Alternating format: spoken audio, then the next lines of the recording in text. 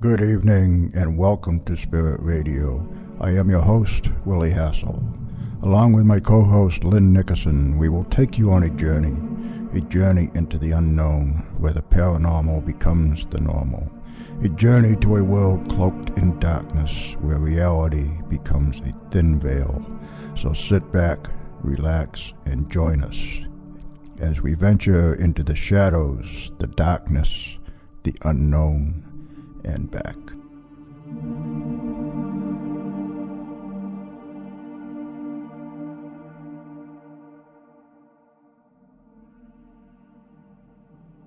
You are listening to Spirit Radio, the Paranormal Experience, with your hosts Willie Hassel and Lynne Nickerson on the Paranormal UK Radio Network. And good evening, everybody, and welcome once again to Spirit Radio, the Paranormal Experience. I'm Willie Hassel, and hey, the lovely, the mystical Lynne Nickerson is not here once again. She is still on R&R. She's down in the Caribbean, I think, working on a tan, or she's in England exploring castles. I'm not sure, but she's taking a little bit of time off. So tonight we do have in studio a couple of actually longtime friends of the show, and tonight my special guest co-host is Mike Stevens. Mike is with the KRI Center in Stratham, New Hampshire, and he is also the founder and director of Granite Sky Services. Welcome to the show, Mike. Hi, Willie. Thanks for having me. Oh, thank you for being here. It's a pleasure to have you join us. Yeah, it's a little different to sit on this side of the studio, but always a pleasure. Yeah, I know it. You got a different view this time. You're right next to me. You can see what I'm doing over here. You know, most people are over there. They think I'm actually busy. But, you know, I'm really not doing anything. Just checking your Facebook and that sort of thing. Yeah, right, exactly. So I do want to talk to you a little bit about Granite Sky, but we'll get to that a little bit later on, maybe after the break. Because we also have with us tonight a special guest tonight. So tonight on Spirit Radio, the Paranormal Experience, we welcome to the show once again another, like I said, longtime friend of the show, Valerie LaFaso. Val has been researching all things paranormal for over 20 years and has been investigating with KRI since 2010. Val is a co-founder of the KRI Center for Consciousness Studies, where she facilitates many groups, including empath support, gathering, lifting lodge meditation, and Life on the Fringe. She also founded Ancient Wisdom Energetics, through which she does readings, clearings, and Reiki sessions. She is an empathic medium, a Reiki master and teacher, and is the author of the paranormal fiction series Tangled Web of Friends. Welcome to Spirit Radio, Val LaFaso. Hi, Val. Thanks so much. It's good to be here. Yeah, how are you doing tonight? How's everything in your world? Everything is chaotic today. There's a lot of weird energy today, but it's good. It's all good. Weird but good energy. Well, weird energy that could be good if you wanted to make it good, but just had to get through it. Okay. Well, any energy can probably be made good if you really want. That is very true. You know, I mean, isn't that kind of one of the things you do is try to help people get good energy rather than... Yeah, definitely in a couple ways through Reiki. Definitely that's one way to help somebody manage energy, as well as the empath work that I do. You mentioned the empath support group. Yeah. I find that that's super important for me, not just the people that come. When you're an empath, it's kind of like being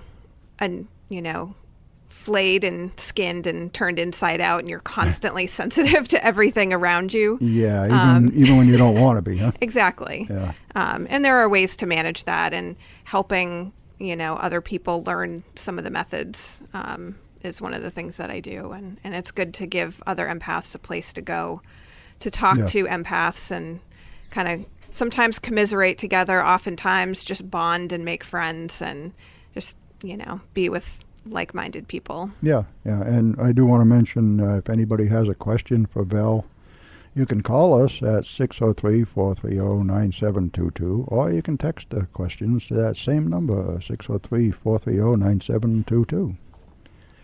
And you do a lot of great stuff over there at the center. Thank you. You know, you and the whole group. Mike. Andy, everybody. Yeah, we'll give Andy a little credit. Yeah, well, might as well. We got to give him a little credit because he's going to be my co-host next week. Yeah, so, and he keeps the center very clean. that he does. And he keeps the candy jar stocked. Well, we help with that. You know. That is true. Every now and then, I throw some in there. But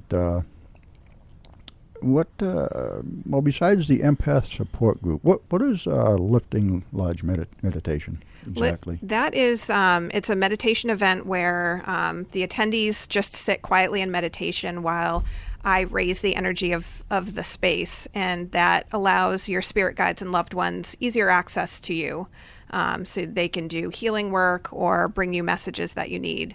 At the end of each meditation, I go around to each attendee and give them a message from their guides. Oh, okay, that's pretty cool. So Yeah. you're kind of like the in between them and the Yes. and the spirits. Yeah, that's why, a lot of mediums call themselves channels, because we're the channel Well, yeah, for okay. the information. Right, that makes a lot of sense. Yeah. So channel isn't on the TV then. It's just Right, but it's a good analogy. different kind of channel.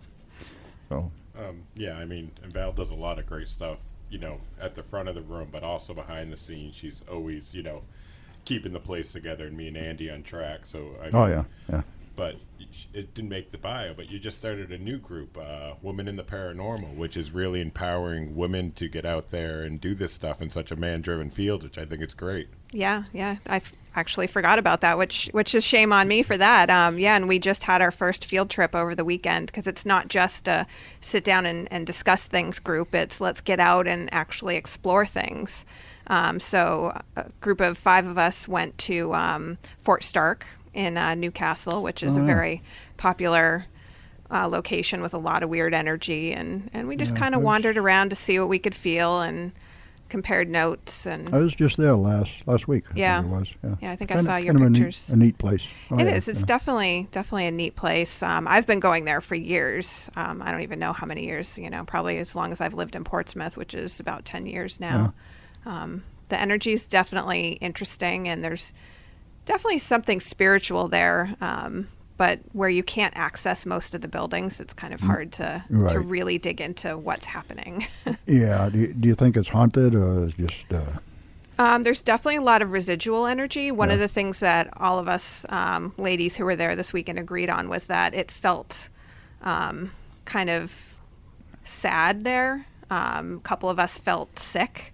I got the feeling that there was some messages of, this isn't a tourist attraction. This isn't a fun place. Don't think this is cool, because it's not cool.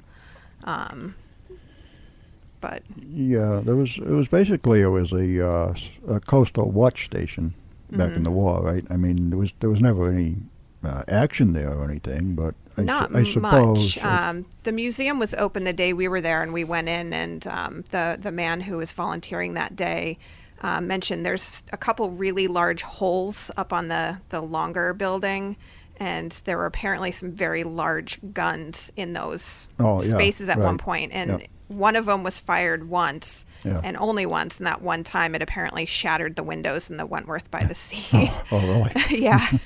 Not very nice neighbors, were they? Apparently not. Expensive neighbors. Yeah, but I mean, it's not like there was anybody that was killed there. Yeah, I don't think so. It's very possible somebody could have died. Yeah, but, there was a suicide there recently. Oh, there was? Within the last probably 5 or 6 years. Yeah. Oh, really? Yeah. I hadn't heard that. So that could add to the energy right there. Absolutely. Yeah. You said it felt kind of down. You said what was? Yeah, a lot of us kind of started to feel very weighted down and heavy, and just not quite right. But it felt more like stuck energy than active energy. Yeah, like residual. Yeah. You mean Yeah. Do you have any idea who the suicide was? I mean, it was a young, old? It may have been some like high school age, I think, really? or just a little bit older. It wasn't. It was a younger person. Oh, okay. Yeah. I think my daughter was in elementary school, I think, when it happened. Yeah. Well, that's not good. It's never good. No, and I mean, that's an extreme situation, and there's support group for it. But there's also lots of other like weird stuff in the field that need the support groups, and you mentioned that like you do the empath support and you support other people. Aside from writing, I know writing's got to be your top no matter what. What do you think the most important thing we should be helping and supporting people within any of the, to put it in a basic category of weird stuff, paranormal? The way we should be supporting other people, I think it's just being a community and being open to each other's experiences, whether they resonate with us or not. We have a wide variety of people that come into the center, as you know, Mike, and Willie, you know this too, because you've been there enough. Very wide variety of people and experiences, from all different walks of life. And not everything's going to resonate with us, which doesn't mean it's not true. And we're only doing a disservice to ourselves and to the other people in the room if we're not open to the possibilities of, what other people experience. And I think that goes a long way to creating an environment where people feel they can safely talk about this stuff, because that is such a, it's not, I don't think it's as bad as it maybe was 20 years ago that you can't talk about this stuff very openly, but you still have to be careful. Not everybody wants to talk about this stuff, at their day job or in the grocery store or at a family reunion. Yeah, that's one thing I love about the center is it is so open to anything and everything, and nobody judges. And what is your favorite? You never start a sentence with. Yeah, our number one rule is you cannot start a sentence with "this might sound crazy, but." Because nothing is crazy. Everything is crazy, but nothing is crazy. Well, yeah, and like you said, we don't judge. We're not there to judge. Right. We're there to give people a place to talk about everything. Yeah. And like you said, I've been going there for quite a while now, and probably, 6 or 7 years maybe. And I think it's a great place for topics like this, for people to come and be able to talk about aliens, UFOs, abductions, ghosts. Thank you. Whatever they want to talk about. It's nice to hear that from, people that aren't me, Mike and Andy. It's always nice to get the There's feedback. others too, huh? Yeah. And, it's really become a family community. Yeah. Not too long ago, a good friend of ours, Ken, became seriously ill. Right. And we put out a call on Facebook. He needed healing, prayers, energy, whatever you call it. Please send it his way. And people came out in full force for him. Yeah. And it really, it brought me to tears. It felt so good to know that I've been a part of creating this community that loves each other so much. We're heart family, and that's pretty cool. Yeah, because we're all plugged into the paranormal world, and we see the other teams and some of the drama within the field, the back and forth and trying to outdo each other, and we kind of somehow missed all that. Like, we don't really get involved with it, but because we've done this heart-centered community thing, and it's really worked for us. Yeah. Yeah, absolutely. Absolutely. You were one of the co-founders of the center. How did it come about? That's a great question. I was sitting in a business meeting and I was told, "Hey, Val, we're starting a center and you're going to help us." Well, there you go. And I went, "Oh, okay." I was pretty new to the group at that point. I think I had only been with them for maybe 6 months when that happened, or about that. And I was just so eager to be part of the group and happy to help in any way that I was excited about it. So yeah, and the original group was what, Seacoast? Seacoast Paranormal Research Group. Yeah. Okay. Yeah, that's how it all started with Andy, which I'm sure he'll tell you all about next week. Oh, I'm sure he will. Yeah, but that's how I joined the group initially. Just because I was writing my books, the Tangled Web of Friends series, and wanted some hands-on experience after getting a rejection letter from a publisher, and found a paranormal group. And well, that publisher didn't know anything.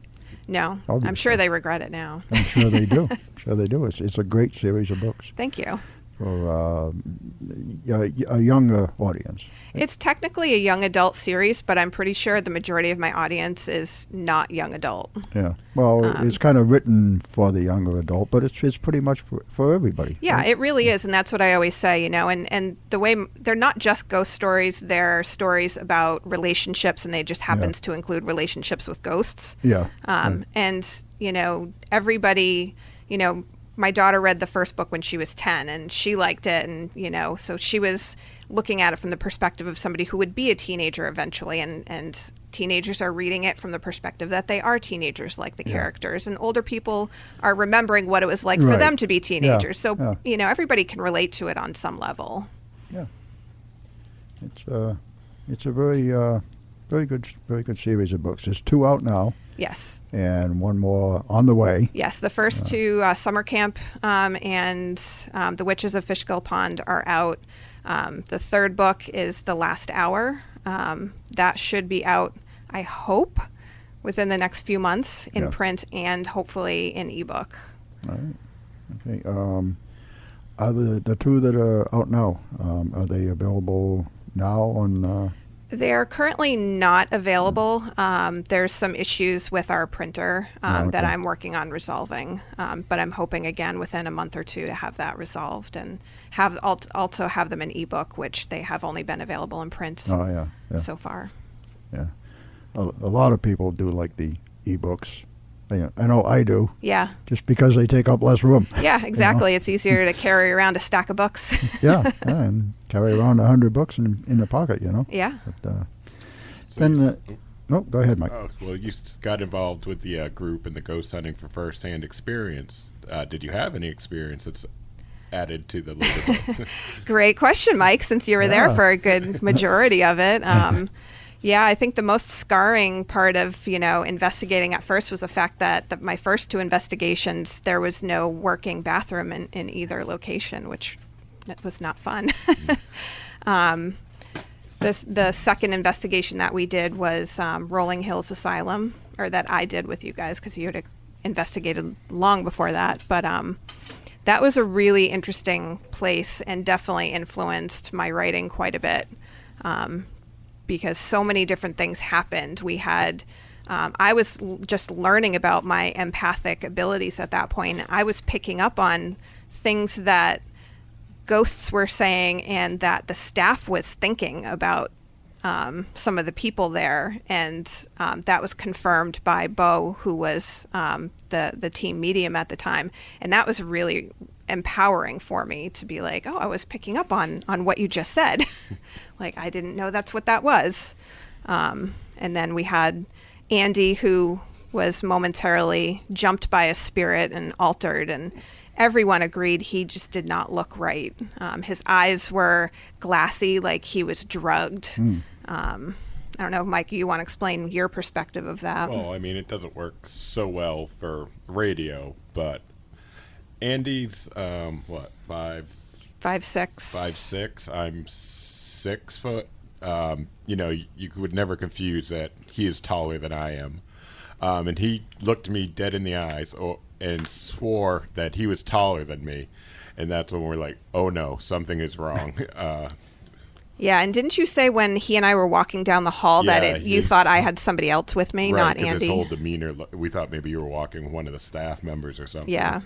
Yeah, and it was interesting because it happened in a room where there had been a lot of reports of activity, and he and I both walked into the room, and as you know, Andy's not as sensitive all the time as some of the rest of us. And he and I both walked in and felt in the front left corner that something was there. You couldn't miss the weird energy of whatever was there. Right. And then we left the room, and it came with us, apparently. Yeah, and back then, like you were saying, you were fairly new. You were just, really eager to get involved, and there were a lot of strong personalities on the team at that point. Yes. So you used to be a lot meeker and a lot quieter, and now you're just, reading your bio, a powerhouse of everything paranormal and running groups, and you've really come a long way. How was it to find your voice, and what can you? A lot of people are interested in this stuff, and they don't know what to do or what to say. What would you suggest to them? Yeah, that it was a long road for me to come out of my shell. I dealt with a lot of bullying and verbal and emotional abuse for the majority of my life, and so speaking up and speaking out, especially about weird things, was really, really hard for me. But it was very interesting because I always felt this tug in my chest, in my heart, for this paranormal stuff. It's something that I've been fascinated by for as long as I can remember. And I had to follow my heart. And I think that helped me the most is I would listen to my heart and I kept following what I felt was right. And that meant to stay in, to keep trying, to speak up when it was terrifying for me to speak up in a group, and to just keep trying. And I think really having my own empath group helped me feel empowered because I was helping other people to feel less alone, to feel less isolated, to understand what they were going through, what being an empath meant. And so I think just listening to your heart and understanding what is happening to you, whether it's being an empath or just being a medium or a psychic or having ET experiences or whatever category you think you fit into, try to understand it more. Right, and I think along the way, I mean, there were a lot of teachers and you were getting frustrated, like a lot of stuff wasn't working for you because, there's no one way to do it. And you overcame that too, and when you started believing in yourself and Yeah, definitely. I had, Bo was a great teacher. I am so eternally grateful to everything I learned from her. But she's not an empath, and it did get to the point where I couldn't learn any more from her, and I had to do a lot of self-exploration, to try to figure out how it worked for me. And it's one of those things where, when you tell a story of, well, I picked up on this spirit or this happened in this location, we're always trying to communicate it as clearly and quickly as possible. So it sounds so much easier than it is. Like this intuition stuff is not easy. It's not clear for me. Maybe it is for some people. I envy those people. It's a huge translation process for me. Yeah. So you really got to work on it to figure out what the feeling is, right? Yeah. We call it having your vocabulary. You need to know what certain symbols or feelings or phrases or whatever mean in the context of what you're doing. And that's challenging. I'm sure it is. Empath, you get feelings, right? Yes. Do you have physical feelings or? Sometimes, yes. Most of it is emotional for me. I'm more of an emotional empath. My daughter's also an empath, and I think she's more physical. Like things translate either into her picking up on others' physical feelings or it affects her physically. Yeah, or like actually feeling a pain or something? Yes, or getting sick or, something like that. But yeah, so it's more emotional feelings for me. I do pick up on physical stuff when I need to, but it's not, that side of it is not constant for me. Yeah. Well, that's probably a good thing. I think you so. don't want the headaches and the stomach aches and the pain. Yeah, no, I mean, I do get those certainly plenty, but. Yeah. But speaking of empathic, we do have a question from one of our listeners, a text question. This is from Nomar in Bangor, Maine. And Hi, Nomar. Yeah, hi, Nomar. Nomar's going to be on the show pretty soon, next month. Do you find that you need to recenter or calm yourself in some way after being in everyday public spaces? Yeah, I like that question. And the answer is definitely yes, although not as much as I used to, because now I prepare myself before I go into the public spaces. If I get caught off guard in a public space by something chaotic happening, then yes, I do need to regroup or just take some downtime to recover. A lot of times, if it's something like, I go into the grocery store, I think it's going to be just a quick in and out trip and maybe somebody passes out and hits their head and there's chaos everywhere. Then I will have to leave the chaos and center myself, ground myself. Usually music is very helpful to me as well to help me lift myself back up. I remember you saying once when you were speaking at the Parafest a couple of years ago that being up in front of the audience, you were feeling like all the emotions of everybody in the room. Yeah, but it's not like I can't pick out individual things most of the time unless somebody's really, really overpowering. It's more like just being bombarded by energy. Right. And it's nothing against the people in the audience. Everybody does it all the time. We're always putting out energy. Yeah. But for an empath, being the center of attention, drawing all that energy onto me is very, very overwhelming. Public speaking used to be my biggest fear. Thanks to the center, I've gotten a lot better at it. And now at this point, it's not so much fear of, sounding stupid in front of people, because I'm just too tired to care about that at this point. It's more of just being overwhelmed by the energy when it's over. Right. Yeah, I know what you mean. I see where you're going with that. Yeah, I mean, it seems like forever ago, 2 buildings ago, but the first open house we had for KRI, I think that was your first public speaking on it. Mine too. That was Andy terrifying. and Bo were like, yeah, whatever. There's only going to be 20 people. What? No big deal. We were we were done. Like, oh my God, the nerve-wracking building up to it. Yeah, that was terrifying. Definitely, I remember that very, very well. And it was a while ago. I mean, it's funny how long we've actually worked together in this stuff. Yeah. I mean, there used to be 2 little girls bouncing around the center. Now one's driving, one's graduated. It's like, wow. I know. Our daughters have grown up. Yeah, that happens, doesn't it? It does. Yeah. And just don't worry. Tonight you're only speaking to people all over the world, so it's But it's from the safety of a studio. We can't see them. It's okay. That's right. We've learned the trick to this stuff. You don't go back and listen to the audio, and you don't watch the film. You're good. That's right. We want to go ahead and take the bottom of the hour break now? Sure. We're at the bottom of the hour. It's a little bit early, but that's all right. We can go ahead and do that. And so you are tuned to Spirit Radio, the Paranormal Experience, and we'll be back in just a couple minutes. Granite Sky is proud to serve the Granite State, New England, and the world via the Internet with rock-solid support and personal services. There are many aspects to ufology, and the experiencer is too often overlooked. At Granite Sky, their focus is on people, not proof. Granite Sky focuses on supporting those who have had extraterrestrial encounters and abduction experiences. We believe no one should have to face these experiences alone. If you've been visited, visit them at www.granitesky.org.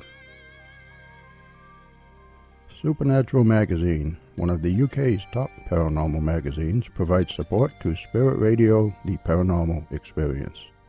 It is the magazine's goal to bring every aspect of supernatural news and research from around the world under one roof to create a universal platform for all those interested in the supernatural. More information is available at supernaturalmagazine.com. And you are listening to Spirit Radio, the Paranormal Experience on the Paranormal UK Radio Network.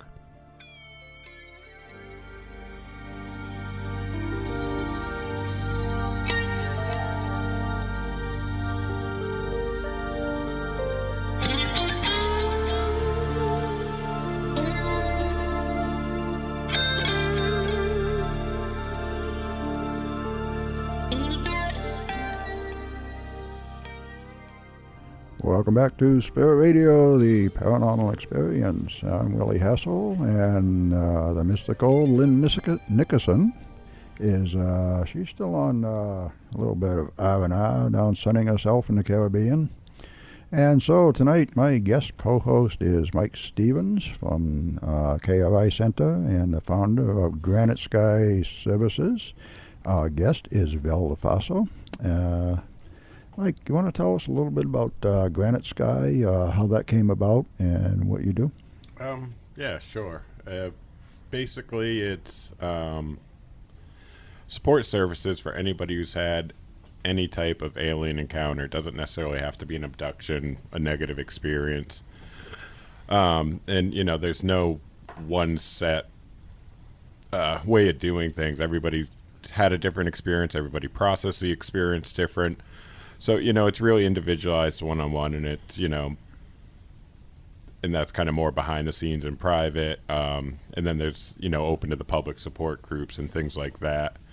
I'm an experiencer myself, kind of like Val was saying earlier about being an empath. You don't really have somebody telling you this is what you are, this is what's happened to you. You kind of got to fight through it yourself, and then kind of once you get to the other side of it, you just say, well, I can't let anybody else go without the help. So that's kind of where it all started from. And then as I go along and meet other experiencers, you just try to bring them up with you. Again, like we were talking about, it's about helping people and forming a community and keeping everybody together and on the same page, and not trying to bicker with each other whose story is better, which case is better, what's right. It doesn't matter. It's everybody's individual life. So. Everybody's case is just as important as everybody else. Exactly. Yeah.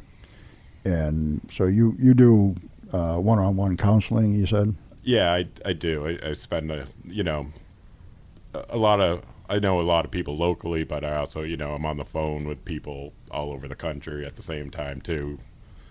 And the internet's great. You can talk to people from, foreign countries as well. Because, we kind of forget it's a worldwide thing, not a U.S. thing. And that's right. Yeah. It's cool to see the similarities and within the cases themselves, but just to see how the societal differences affected as well from other parts of the world. Yeah. So basically, from anywhere in the world, if a person has or thinks they've had some sort of an experience or a contact and they don't know what to do, and you can help them out. Yeah, and if I can't, that's the great thing about being involved with KRI, knowing people like you and Lynn in our community. Yeah. If I can't do it, I probably know somebody who can. Right. A whole network of right. people who can help with different types of problems. Right. Everybody's got their own little specialty, but they're all. Yeah. But like you said, not knowing if you had an experience might think something's going on. Yeah. And I think something like that might have happened to our guest. I think you might be right. Great segue, Mike. And actually the very first event that you did at KRI was Social Saucers, correct? Correct. And I do credit that event with helping me to awaken to the fact that I had an ET encounter when I was 4 years old with my father. Up until then, I didn't have the context for what happened. So it was the memory was there, but I didn't know what to do with it, and I didn't have it categorized as anything. But I started attending the Social Saucers gatherings way back when the center first opened, and hearing other people's stories and hearing just bits and pieces of things that sounded similar. And actually something that Lynn had experienced was similar to my experience, a portion of it. And then people like Dean Merchant, who's, huge into the history of UFO sightings in the state and in New England, hearing him talk about hotspots and things like that. My encounter happened in a hotspot, and, it was just all these things kept coming into place because of the center, because of Social Saucers and some of the other groups, and I couldn't ignore it any longer. That this really happened, and this was what I think it was. You said it was in a hot spot. Where was that? It was in Derry, New Hampshire, Route 28, going south almost to the Windham-Salem border. Okay. And you didn't really know what had happened until you did some hypnosis? Correct. Yep, I did a regression session because all I remembered was being in a car with my father, being 4 years old. I remember him being very frightened and having me hide behind his seat, because back then, this was 1980. Yes, you can now figure out how old I am.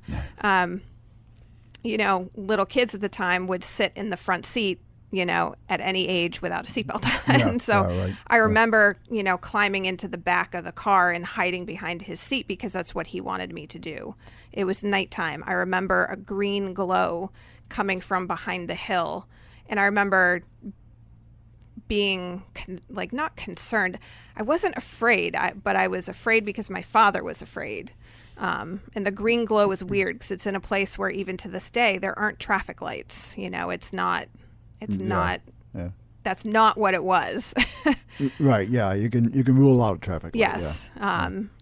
And there was a memory of something like a Michelin Man type creature that was there. And it always reminded me of something out of Scooby-Doo. If you remember the old Scooby-Doo cartoons where there was always like some radioactive creature. Oh, yeah. It kind of reminded me of that a little bit too. That was the memory I had up until this past winter. The Michelin Man, that's probably what you're referring to that Lynn talks about. Yes. Yeah. Because that's what she saw at one time. Yes. And so far, this is all just what you actually did recall. Yes. And after the hypnosis, what do you think came out from there? What happened was my father and I did have an encounter. There was a craft on the other side that was causing the green glow. I'm pretty sure that the Michelin Man wasn't actually there. There were also cops there. And I think the Michelin Man was there to keep the cops occupied and distract them while my father and I had our encounter. And one of the really interesting parts for me was that my father, he actually passed away 22 years ago today.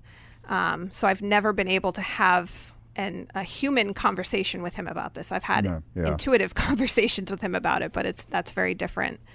But he had a very different experience than I did because I was 4.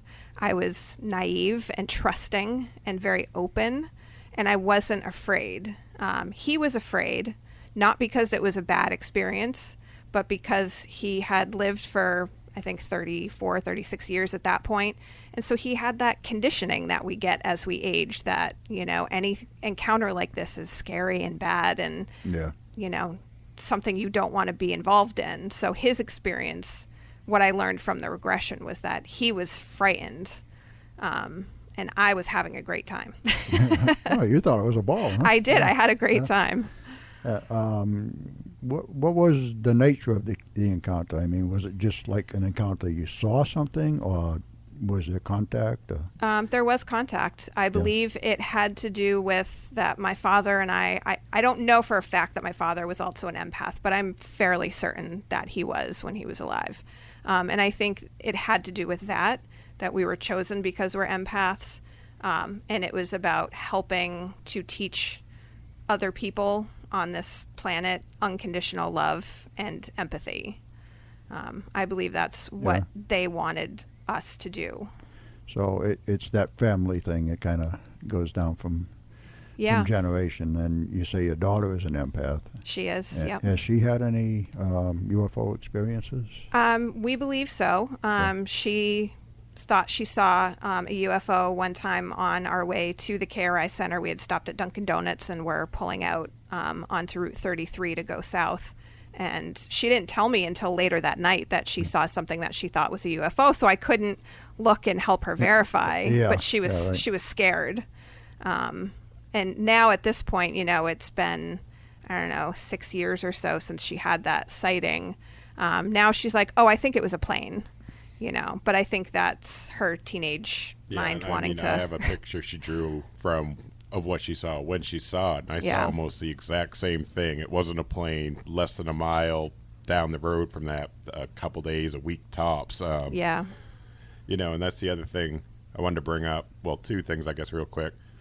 One is, some of these screen memories and stuff, that's why it's, if you think you have an experience but you don't know, nothing's cookie cutter. Like, maybe it is, maybe it isn't. We can't tell you. You have to make that decision. But, maybe hearing other people's stuff will help get you there. But the other thing, not all empaths are experiencers, but we're starting to find that a large % of experiencers are empaths.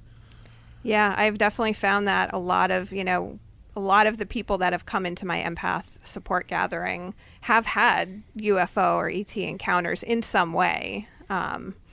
And sometimes when they say, oh, no, I haven't, and I'm like, that you know of, because like me, maybe they had it and didn't have a context for it. And, we're also finding that a lot of ET encounters are very similar to ghost encounters. It can be very hard to tell them apart sometimes. Yeah, all this stuff seems to come together, doesn't it? It does, yeah. There's paranormal, ghosts, UFO, ETs, Bigfoot. Yeah. It all seems to be wrapped up. It does. It seems to be very interrelated. Yeah. I have a couple ETs, actually I have 3, who are spirit guides for various things in my life. And I communicate with them as I do regular spirits. We've done a meditation event where we reach out to benevolent ETs, and they come through that way. They often feel a little different. There's a little bit of a difference in the energetic signature from a non-human to a human. Sometimes, not all the times.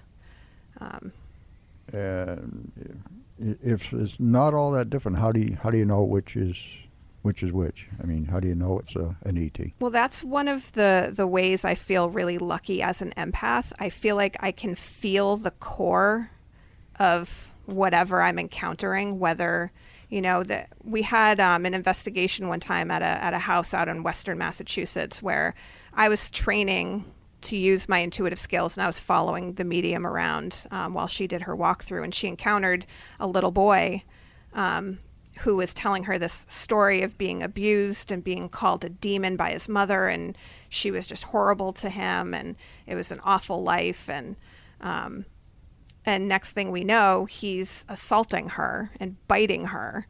And, and I'm sitting there going, why do I not feel horrible for this little boy? Well, it turns out it wasn't actually a little boy. It was something disguising itself as a little boy. But I was feeling the truth of it. I wasn't feeling a child energy. But I didn't know that at the time. So now I try to key in on the core of what I've encountered to try to get at what it is. And generally, I think I'm successful at differentiating. Oh, okay. Yeah, and I would agree. I mean, they do. What the difference is, I don't know, but they do seem to have a different energetic feel.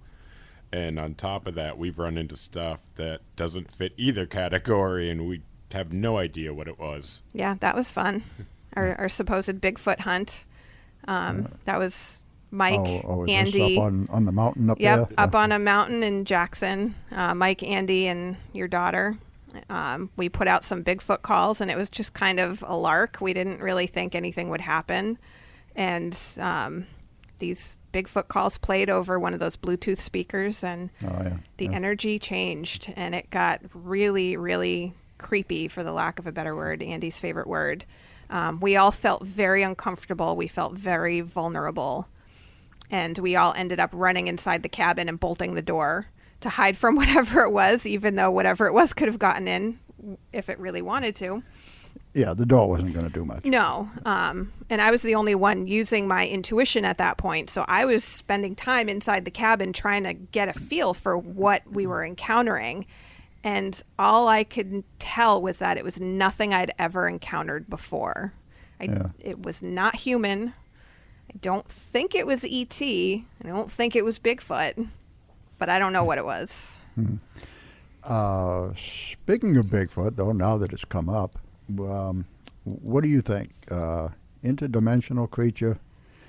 Yeah, something. Some kind of an unknown mammal? I definitely think it's something that has a physical form, but that can move and hide in ways that we cannot fathom. Yeah. I mean, it only, I guess, makes sense because the things that, I mean, for one thing, nobody can ever really find one. Right. And you find tracks and they just end. And where could it be going? What do you think, Mike? I would agree. I think they're definitely physical in sometimes, and then sometimes they're not. I start, like with everything else, the UFO stuff blurs with the paranormal stuff. Yeah. And, the only difference between cryptozoology and ufology is one side thinks they're not from the planet, and one side thinks they are. I mean, other than that, it's kind of all the same. Yeah. Do you think they could be ET? I think anything's a possibility. Yeah. But, I mean, I think ghosts could be ETs for all we know, because we don't really Well, know that's- what any that's of true. it is. That's true. Good point. Yeah. Okay, ghosts. Are they spirits of dead people? Or are they, as Paul Eno would like to say, parallel universes, perhaps? What do you think? Well, in our little world, or corner of the world, ghost is the spirit of a deceased person who hasn't let go of their earthly baggage yet and crossed over. It's different from a spirit, which is more, it's let go of all its humanly stuff, and now it's light energy, whatever.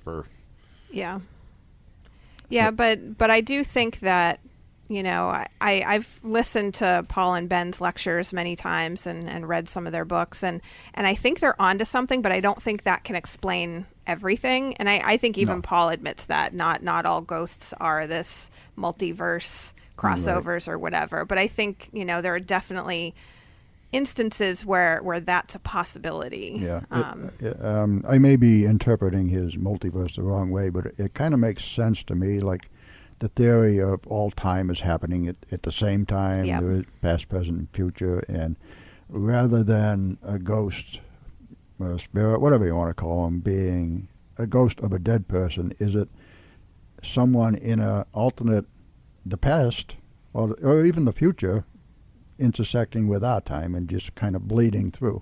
And when we say, hey, I just saw a ghost, they're over there saying, hey, I just saw a ghost. Yeah, I guess it depends on the interaction. When you have intelligent interaction, with a spirit, it's it's hard to say that it's just a blip, in the matrix. When you get information that you shouldn't know about a person sitting in front of you from a dead person, it's well, yeah, that's true.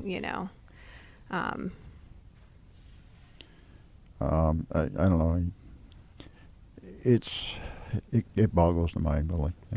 Yeah, it really does. And I was thinking about that today, thinking about the passing of my father and wondering if there's another universe out there where he didn't pass away, and where I grew up, my adulthood having my father there, and there's a show on Netflix called The OA that explores some of that, which is really fascinating. I haven't heard of that one. But part of it is our own reality. We have to be willing to accept that it's possible. Yeah. The minute we discredit anything, we're never going to see it for what it is. I think we have to stay open-minded, and like all this stuff, for the most part, is plausible. Yeah. Well, if you discredit it, you're just looking at it with blinders, and you're never gonna really figure out what's going on, because you don't want to. Right. But on the other hand, a lot of people like me do want to believe. They want to believe that this is something going on, but just don't understand what it is. Yeah, I agree with you on that. So. I want to believe there's a lot more going on in this world than we can see, feel, touch, smell. Yeah. What I really want to see is I want to see a UFO just come down and land and go knock on New York Times door and say, hey, we got a story for you. Yeah, good luck with that. Yeah, we'll take them landing in the driveway of KRI first. Well, they can okay, stop by KRI first. Send them over here. We'll interview them on the show. Okay. Right. Speaking of ghosts, I did want to go back a little bit to something we touched on earlier, and that was your investigation here at the Button Factory. Yeah. And the radio station here actually is part of the Button Factory, which is haunted. Yeah. Just tonight, in the studio here, well, in the back room of the studio, you felt something, right? I did, yeah. Before we got on the air, I went to use the restroom, and as I was walking towards the restroom, there's like a nightlight or something on in there, and I saw a shadow blocking out the light inside the bathroom, so the door was open a crack. And it made me a little nervous to go into the bathroom because, no one ever wants to use the bathroom if somebody they can't see is watching them. Well, that's true. Or even if somebody they can see. But, true. Good point. But yeah, there have been other accounts. I mean, myself, like I told you a few minutes ago, I never feel anything. I'm not sensitive. I'm getting slightly. Everybody's I'm sensitive. getting You slightly just have to better, pay I attention guess. to Yeah, it. I know. But one night I walked in there and I felt there was something right there in front of me. It only lasted a second, but it was definitely there. And one of our former DJs was here one night, sitting here in the studio, and he saw somebody walk past the window, and there was nobody else in the building. And so that brings us to your button factory investigation. Yeah, we were lucky enough to get in. I think it was 2011 or 12. I can't remember. Seems about right. We had gone into the button factory for one of their open houses, which they do, I think, twice a year, where people can go in and see stuff that the artists have for sale. And we just wandered through, and all of us felt strange energy in different places throughout the button factory. We were only able to investigate the first floor, but we did have almost the entire first floor to ourselves. There was one room where there was somebody in there, I think, part of the time, but we had it closed off. We kept a recorder outside so we knew if they were coming or going or making noise. But when we were starting to set up, before we had any cameras or anything set up, how many of us were there? There's like 5 or 6 of us that night. I believe so, yeah. But Mike and I together saw a full-bodied apparition of a person walk down the hallway away from us, and I thought it was Andy at first, and what I saw was a full man wearing what I thought was like a white t-shirt and like white painter's pants. I think you saw something a little bit different. Yeah, I didn't see enough features to distinguish whether it was a man or not, but it was all in white. Just kind of, I was in the doorway to a little side room as it went through the hall, so it kind of passed by me quick. But yeah. Yeah, I think, because I just assumed it was Andy because he was the only one I didn't know where he was at the time.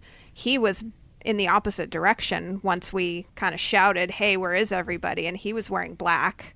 So it definitely wasn't him. Yeah. But the way the person went, they went down a hallway, and at the end of that hallway was a big open wood studio, Wood shop, right? yeah.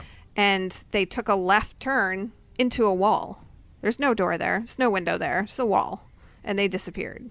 And you say this was a solid-looking figure? Yeah. And was it to you too, Mike? Yeah. I thought it Yeah, was a I person. mean, to the point, I chased after it. Yeah, I think we all did. We all ran down there trying to figure out where they went, who it was, why they were there. Yeah. Yeah. And you couldn't walk through the wall, Nope. so that was the end of that chase. Not yet. I'm working on it. I know. Andy says he's going to one of these days. Well, I'm pretty sure my cat, who is not with us anymore, I'm pretty sure my cat used to teleport from room to room. So I'm trying to figure out how to do that. Yeah. Well, hey. Save on gas, Yeah. You can be in 2 places at once, even maybe. Sure. Work on that one too. And that way you can stay home and sleep while you're working. That would be great. Yeah. Yeah. I just used to sleep at work, but that's different. But yeah, that was another good example of the surest way to stop paranormal activity is to put a camera on it. I mean, we had some stuff happen during the night, but then when we got to tearing down, we had just taken down the cameras and a light or something just mysteriously falls off the wall the second we're done. Like one of the emergency exit lights just Oh, popped wow. off the wall right after we took the cameras down. Yeah, a light that had been there for probably years, and nothing ever happened to it. Yeah. It just decided then to fall off the wall. I mean, we don't know that it was paranormal, but it was definitely weird that it happened. It may not have been paranormal, but it wasn't normal. Yes. That's for sure. So, I don't know. A lot of things, like you say, it happens after the camera is shut off or the recorder is shut off. And if you don't have that visual or audio evidence, you kind of say to yourself, did I really? Well, even like you were saying when you saw something real quick for like 2 seconds, was it something? Probably, but was it enough to like stand out in your mind? Like if you didn't want to believe in it, you could have brushed that off and never thought of it again. Exactly. I have had cases like that where I just have to trust my initial feeling on it and say, well, it happened, so I'm just going to go with that. I'm not going to question it. I don't know what it was, but I know it happened. Yeah, that's trusting your intuition. Yeah, I mean, I guess I've at least figured that much out. That's good. I have to do that. Well, I think the bigger part is letting everybody be comfortable with where they are on that scale. We don't need a definitive answer that it was this. It was something to you in that moment. I think that's the more important part. Yeah. And there's a lot of power in being able to say, I don't know what it was. I think a lot of people in this field, because it's so intangible, if it's somebody that's, doing a lot of lectures or doing a lot of readings, you kind of feel like you have to have the answers sometimes, but it's okay not to know everything. No, nobody has all the answers. No, they don't. I don't care what they say, who they are. Andy. I didn't mention any names. Sorry, did I say that out loud? Nah, I don't think so. So, go ahead, Mike. Oh, so you've done a lot since I've known you, and you keep continuing to grow. What will be the next big thing for you? Or next big thing? Like you need more on your plate, but I'm trying to revamp my intuition development for empaths class right now. I'd like to have a manual that I can give to somebody like my daughter who doesn't want to take a 10 or 12 week class, like a workbook. So that's something in the works. Finishing up book 3 and book 4 and writing book 5 for my series. And just keeping on with the empath stuff. That's my greatest joy, is connecting with other empaths and helping them feel a little less weird, because we all kind of feel weird in a room full of weirdos. And what about you, Mike? Where do you go from here? Wherever the wind takes me. I don't know. You're going camping, I know. Yeah, well, that's... All right, so she said it earlier where I kind of opened the door for her for UFO stuff. I usually try to skate around that I have a little bit of sensitivities, intuition, and am an empath. That she likes to not throw in my face, but jokingly, lovingly. But just poke you a little. Yeah, because I try to ignore that as much as possible, too. So, yeah, if I try to step away from, I don't know, my guides kind of keep me in line. If I wander too far, they put me back, and I just go where I'm told for the most part. You just go with the flow. Yeah, but no, the camping for me is that I get out in the woods and I'm alone, and everyone's like, "Aren't you bored?" I'm like, "No, this is heaven." Like that's how I recharge from dealing with people. And yeah, that's your therapy. Yeah. And that's not uncommon for empaths either. Empaths definitely find nature very nourishing, recharges them. So. Yeah. Well, I'm not an empath, but I love. Well, yeah, you don't have to be an empath to appreciate nature and to... I mean, I don't like camping, really. I love being out in the woods, but come sundown, I want to go back to the motel where there's a shower and a Dunkin' Donuts in the morning, But, hey, that's just me. So, Mike, Granite Sky, how do people find you? So the website is www.granitesky.org, and then Facebook is probably a quick and easy way, and from there there's the email information and all that.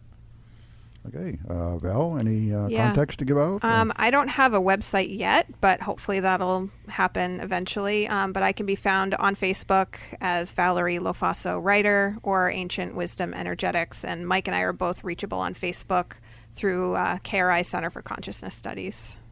Okay, very good. And that's just about out of time, so I want to thank you both very much for joining me again. Went by fast as always. It's always a pleasure to have you people in here. Like I said, you're both, and Andy too, long time friends of the show, and it's been a really good relationship, I believe, between Spirit Radio and KRI. I would agree. And I would definitely consider you and Lynn part of the family. Absolutely. Oh, well, thank you. And, I feel like it, part of the family, The black sheep of the family, maybe, but, but... You're not the only black sheep, though. A family of black sheep, right? Yes. Okay. But, hey, it's nice to be a black sheep, isn't it? Yes. It is. Okay. It's more fun. Absolutely. And with that is Spirit Radio, the Paranormal Experience. And I'll be back next week. And next week, in case you haven't already guessed, my special guest co-host will be Andy Kitt from the Kitt Research Initiative. And we'll talk to you next week. You have been listening to Spirit Radio, The Paranormal Experience, with your hosts Willie Hassel and Lynne Nickerson on the Paranormal UK Radio Network. Granite Sky is proud to serve the Granite State, New England, and the world via the Internet with rock-solid support and personal services. There are many aspects to ufology, and the experiencer is too often overlooked. At Granite Sky, their focus is on people, not proof. Granite Sky focuses on supporting those who have had extraterrestrial encounters and abduction experiences. We believe no one should have to face these experiences alone. If you've been visited, visit them at www.granitesky.org.